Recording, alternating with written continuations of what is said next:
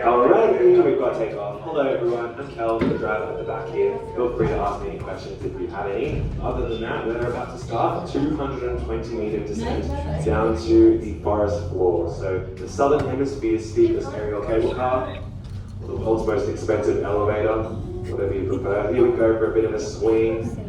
There we go! Woo!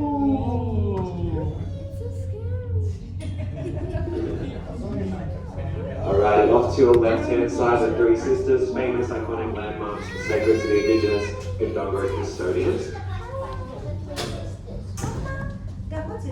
Anyone want to take a stab at how old those Three Sisters are? I'll save you the spoilers here. They're 14 million years old, so those Three Sisters are very, very old. Smallest one on the left, getting around 950 meters above sea level.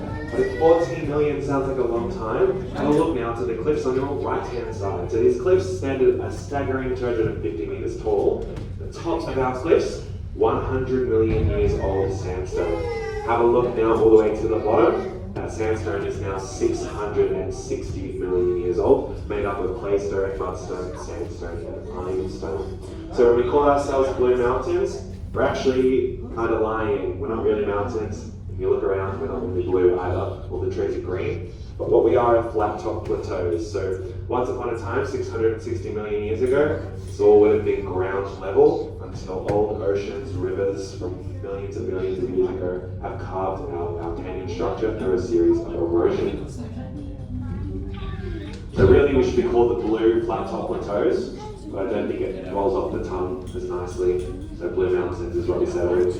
The reason we're called the Blue Mountains is because we have just over 100 different species of eucalyptus trees. So that's what the koalas eat. It also makes them a little bit, drugged because it's a eucalyptus, so that's why they're always sleepy. But eucalyptus is an oil, evaporates into the atmosphere off the leaves, and then refracts into the air as a blue haze that sits on top of the cliffs.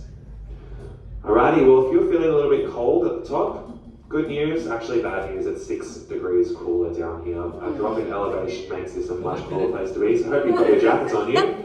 But the sun's out, so all the rainforest walks are pretty nice, pretty cruisy. There's one set of stairs on the 30 and 50 minute one, but from here I'll tell you what's next. First, we're going to bump into these 2 guiding rails, so it's just my reverse parallel parking skills. Microphone's being annoying, but head down the path. I'll open the doors on your right hand side. If you take a left hand turn, there's 30 and 50 minute long boardwalks to the railway. Take a right hand turn, 10-minute long walk to the railway. Otherwise, if you'd like to return with me, you're going to have to join the line on the left hand side as well.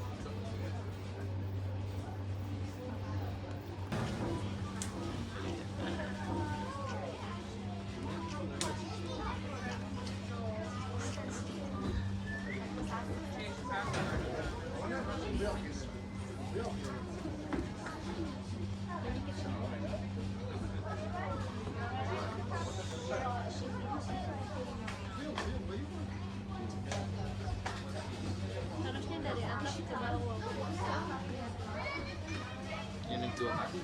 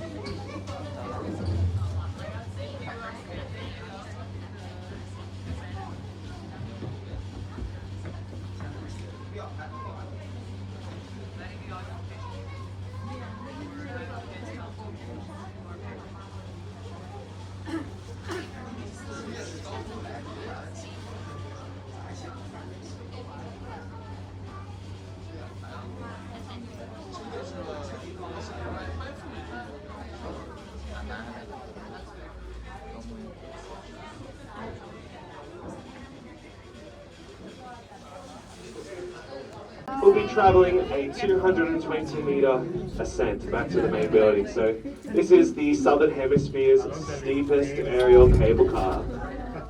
Very fun flex, you can tell all the family and friends. But as we pass over the rainforest canopy, have a look all around you from left to right at 84 square kilometers of the Blue Mountains, called the Jamison Valley. And of course the Three Sisters off to your right hand side as well. But everything that you can see right now is just under 2% of the entire Blue Mountains. So everything in front of you, everything behind you, just 2%. So the entire Blue Mountains is 11,600 square kilometers. So to put that in perspective for you, imagine just over double the size of America's Grand Canyon National Park. The Blue Mountains is 6 times the size of Hong Kong. The Blue Mountains is the same size as the country of Lebanon. So lots and lots of Blue Mountains. And right below you have our warm temperate rainforest. So all the broccoli looking trees are our rainforest. Very rare type of environment here in the Blue Mountains. Most of it is called dry sclerophyll forest. So all of the trees that look a little bit less broccoli-like, a bit browner, taller and less vine dense, that is what our Blue Mountains is primarily made up of. But direct your attention to this lone sandstone pillar coming into view right from the front right of the cabin. This is called Orphan Rock. Have a look right at the top. If you've got good eyes, you might be able to see some hand railings on top of that. So Orphan Rock, before 1974, was the most popular tourism spot here in the Blue Mountains. So if you were traveling here, you'd end up on that rock. But have a look in the middle now. Big gigantic hole right in the center of that rock. So in 1974, a huge mudslide came and wiped out the access point. So what was once the most popular tourism spot is now a high erosion site. So over the next 70 to 100 years, Orphan Rock will crumble away into little baby orphan rocks. Make itself a little family. A terrifying little family. But that's just how the cookie crumbles. The most unfunny joke. Here we're going through a bit of a swing, and have a look down and you'll see some trees that look a little bit like palm trees. These are called